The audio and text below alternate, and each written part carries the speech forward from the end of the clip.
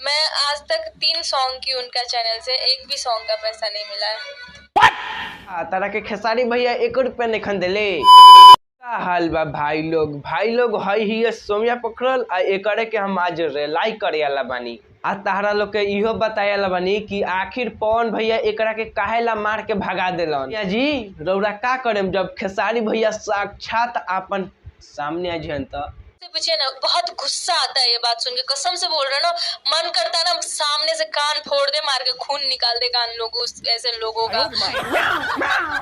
लोग ई कुछ खेसारी लाल के आरोप लगेले बाड़ी कि खेसारी लाल के ई गाना में 3 गो गाना में काम कैले बाड़ी आ तीनों गाना के खेसारी लाल इनका के अभी तक 1 रुपया नहीं खंदेले।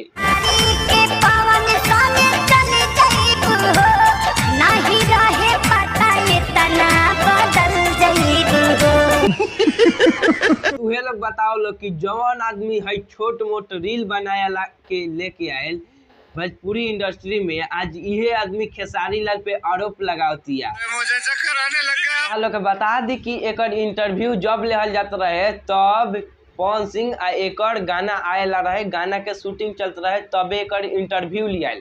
आ ई कुछ इंटरव्यू में ऐसन बात बोल देला कि पवन सिंह के झांट धड़क गल आ पवन सिंह एकरा के मार के वही लगले भगा देलन।